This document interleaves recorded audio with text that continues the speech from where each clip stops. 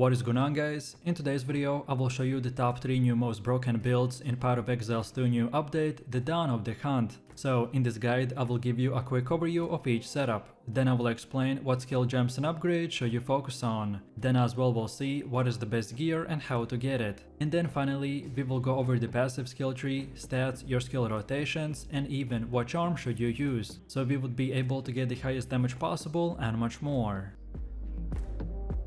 This setup is a fresh and powerful combination of the new Huntress Ascendancy and the Bleed Spear skills. This will revolve around fast-paced, agile combat with a focus on applying and stacking powerful bleed effects through ranged spears or the javelin attacks. You will use the spear throw or the whirling blade to apply bleeds, to then kite or reposition while the enemy takes damage over time. This playstyle will emphasize a hit-and-run tactic, exploiting movement speed, bleed stacking, and trap-style positioning for one-shotting bosses or super fast clear speed. So let me show you the build, and for the main class we are going with the Huntress and our ascendancy is Amazon. Then for the first skill we have Rake with the stomping ground, deep cuts and blindside. Then second we got the disengage with the martial tempo, Candace and ingenuity. Then next we got blood hunt with the bloodlust, bullseye, heavy swing, heft and close combat. Next we have herald of blood with brutality, precision and vitality. Then for the next one we have the bloodhound's mark with overpower, inspiration and the concentrated effect. Next we got wind dancer with the culling strike, blind and maim.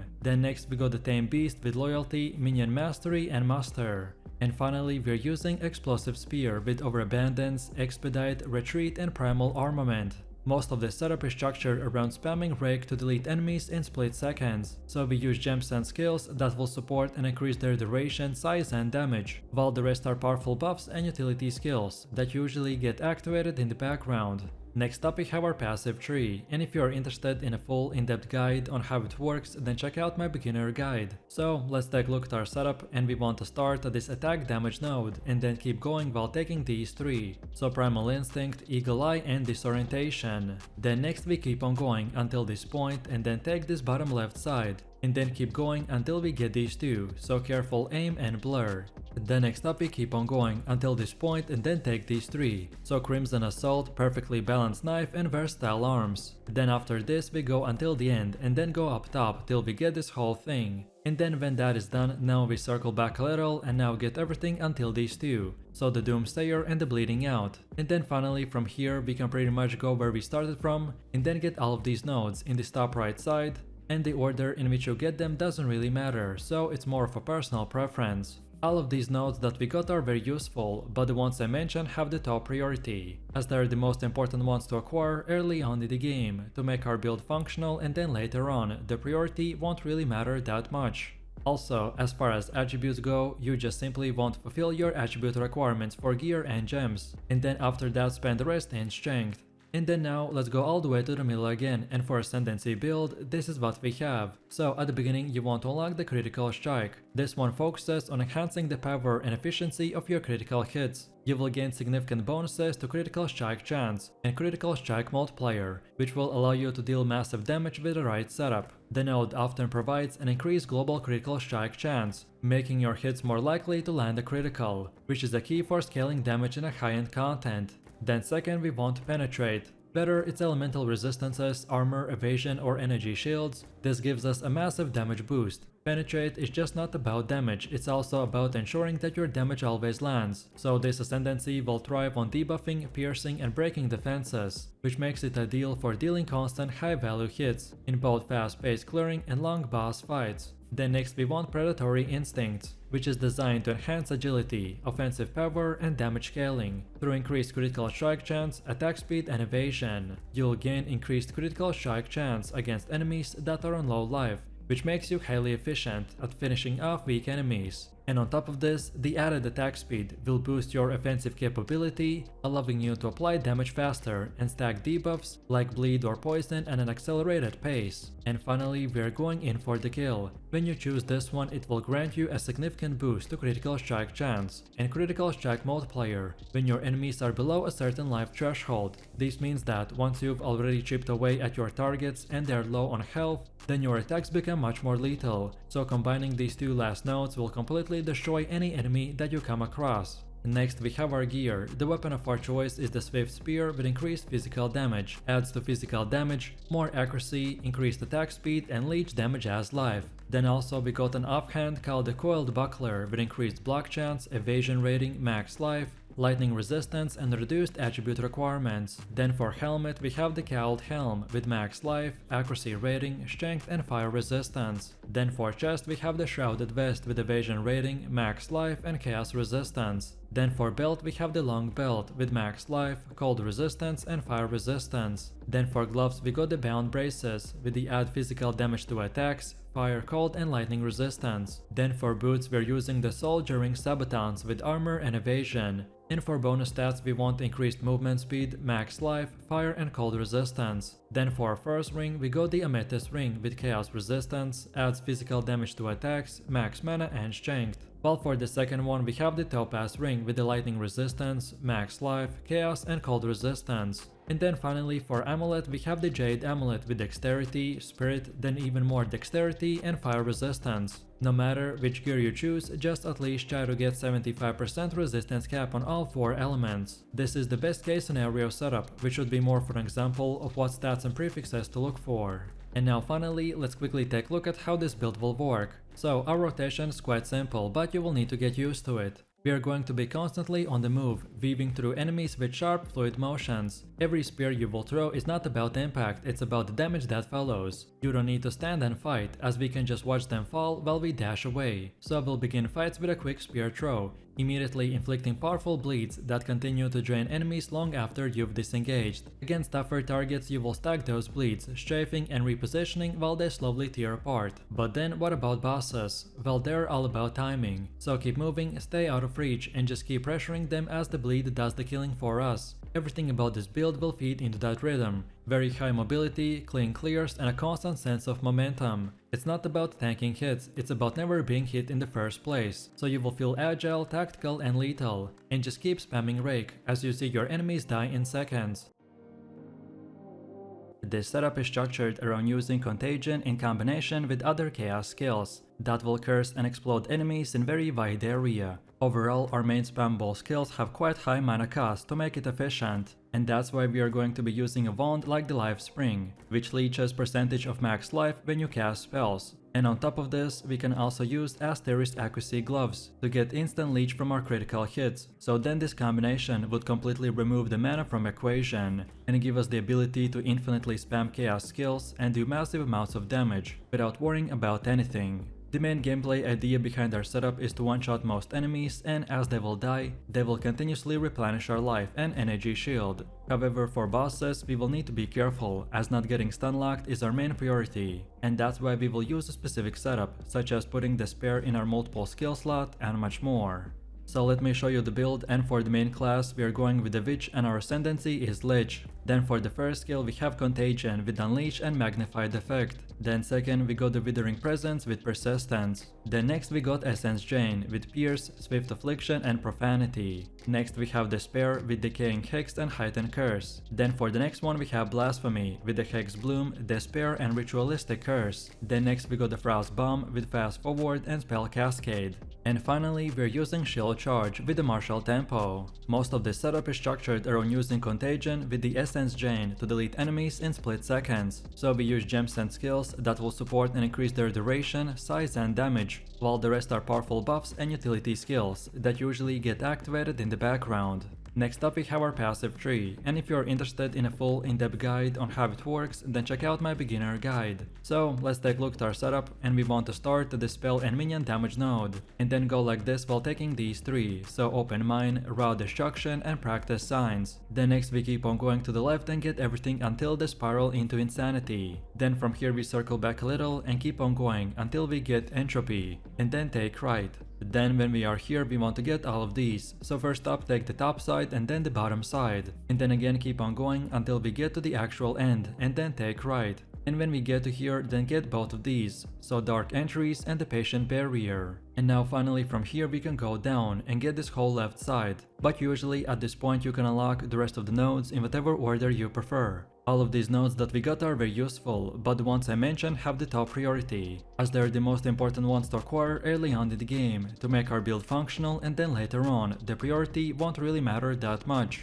Also, as far as attributes go, you just simply won't fulfill your attribute requirements for gear and gems, and then after that spend the rest in intelligence. And then now let's go all the way to the middle again, and for Ascendancy build, this is what we have. So at the beginning you want to unlock the Soulless form. This offers substantial benefits. It will require careful balancing of life and energy shield values, and investing in energy shield is crucial, as it serves as a buffer that prevents life loss. However, if your energy shield is depleted, the bypass damage will affect your life, which makes it essential to manage both resources effectively. Then second, we want the Eternal Life. When we combine this with the Soulless form, it will provide a robust defensive layer, by ensuring that your life remains unchanged as long as you have energy shield remaining. You will be able to take damage without compromising your life. Then third, we want the Necromantic Condient. To effectively utilize this node, we need to invest into mana regeneration and max mana, and this will ensure that mana drain does not hinder our overall performance. If done properly, this setup can significantly increase our damage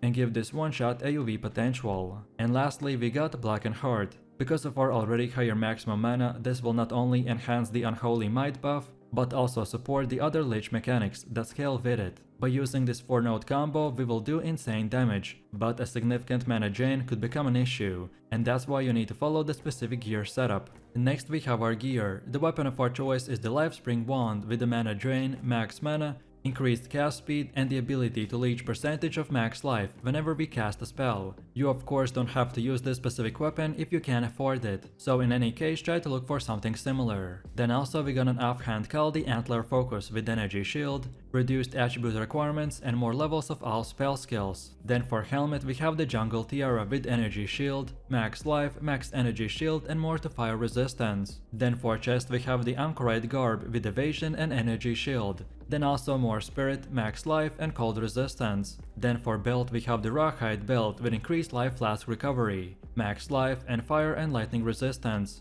Then for gloves we got the Torn Gloves with energy shield, max life, and chaos resistance. Then for boots we are using the Silk Slippers with energy shield, increased movement speed, max mana, max life, and lightning resistance. Then for our first ring we got the Sapphire Ring with cold resistance, max life, more to intelligence, and more to cold resistance. While for the second one we have the Ruby Ring with more to fire resistance, max mana, max life, and lightning resistance. And then finally for amulet we have the Solar Amulet with more to spirit, max life, and chaos resistance. No matter which gear you choose, just at least try to get 75% resistance cap on all 4 elements. This is the best case scenario setup, which should be more of an example of what stats and prefixes to look for. And now finally, let's quickly take a look at how this build will work. The core damage of our setup is Chaos, which we can use to deal devastation through toxic and cursed spells. You will need to focus on skills that deal Chaos damage over time, such as the Essence Drain, Contagion, and the Malice Burst. And then for defense, we will rely on Energy Shield, so you'll use Life Leech to convert Chaos damage into healing, which will allow you to stay alive during tough encounters. So, we want to start fights by casting Essence Drain that spreads Chaos damage over area, which applies a debuff that makes enemies explode on death, causing AoE damage to nearby enemies as well. We want to maximize its potential by scaling up damage and AoE efficiency. Then also we could use Malice Burst, which is a powerful burst of chaos energy that can be used to hit multiple enemies at once, and it is perfect for clearing large groups of enemies quickly. And then finally we can finish it off with the Contagion, that spreads chaos damage over time to the enemies, and it's perfect for applying chaos damage debuffs to the enemies before they die, which triggers cascading explosions.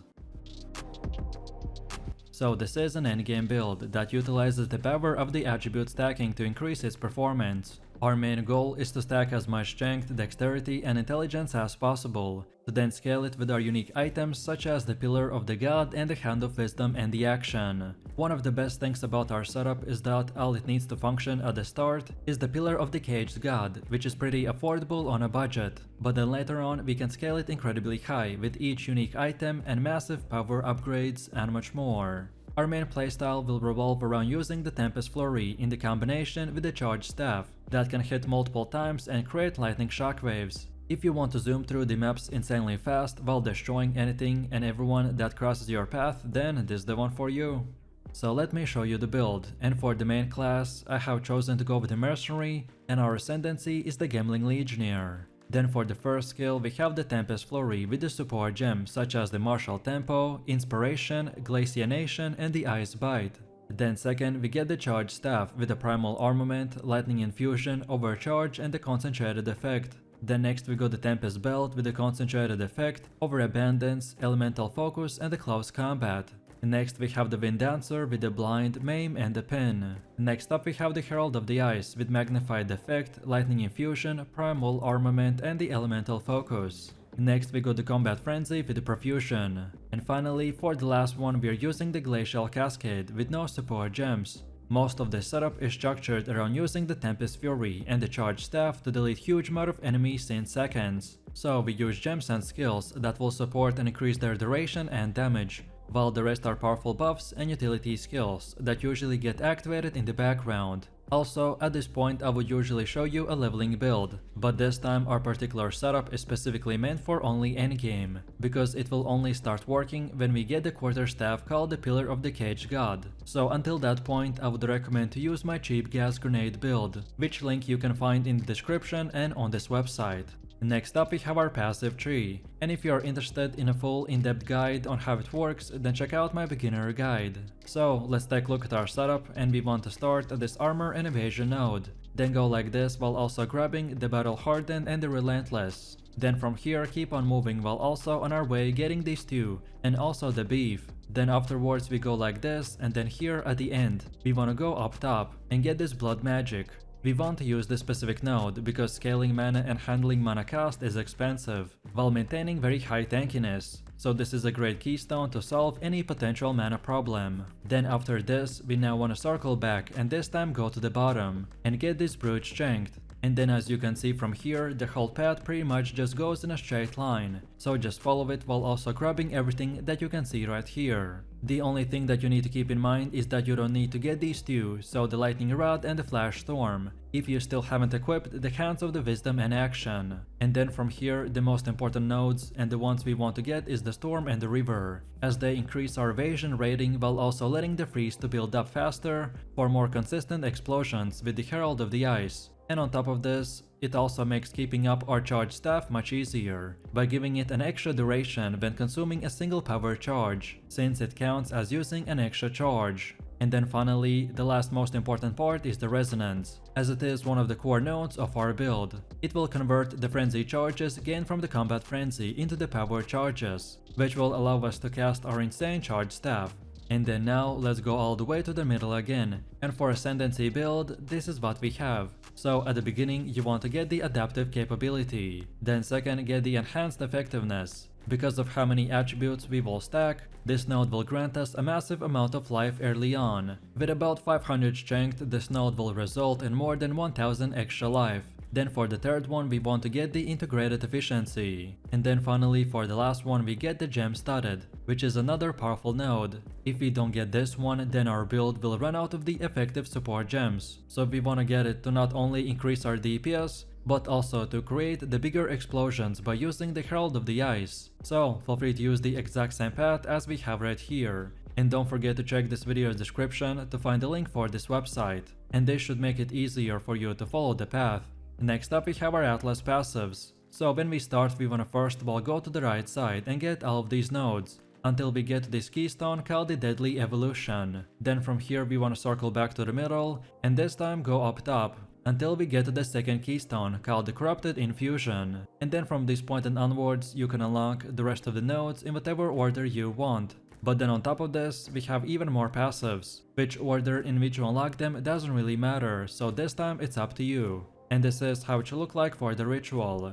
Then next we have Delirium. Then third we have the bosses, and then on top of that we have the pinnacle bosses. Then next we also have our expedition setup, and then finally our breach setup. Then next we have our gear. The weapon of our choice is the Pillar of the Cage God. This is relatively cheap and common item, however in the early game we wanna use the Glacial Rune or the Storm Rune to increase its flat damage output even more. On top of this, if you get lucky enough, then you can also find this quarterstaff with 3 sockets. Then for the helmet we have the 3 dragons. And after you get the Hounds of the Wisdom in action, then this is the third priority that you should get, as it is mandatory to ensure that you are freezing enemies for a massive Herald of the Ice explosion. Then for the chest we have the Warrior Invictus. This is another powerful item, but this time not mandatory whatsoever, so use this one or anything similar. And for stats we wanna focus on increased evasion, more to strength, dexterity and intelligence, and more resistances like fire, cold, lightning and chaos. Then for the belt we have the double belt with increased charm charges.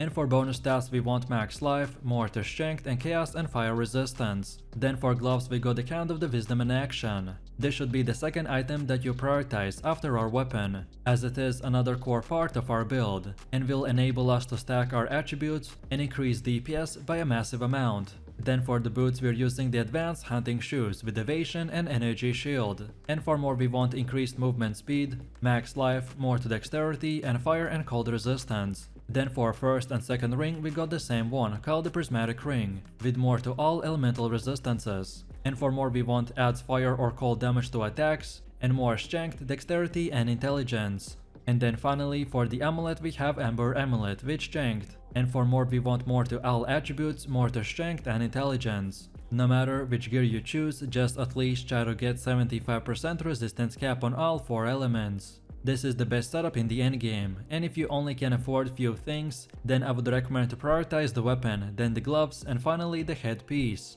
And now finally, let's quickly take a look at how this build will work. So for maps and AoV farming, we simply want to spam our Tempest Flurry while making sure to maintain the charge staff for as long as possible. However, then for single targets and boss fights, we want to start by attacking with the Tempest Flurry to generate combo stacks. So then we use our Tempest Belt and then continue attacking with the Tempest Flurry. This combo will freeze the bell and generate a power charge. So then afterwards we use our power charge by casting the charge staff. So then once the charge staff is active, we want to continue attacking the target with the Tempest Fury and replace the Tempest Bell whenever it goes down.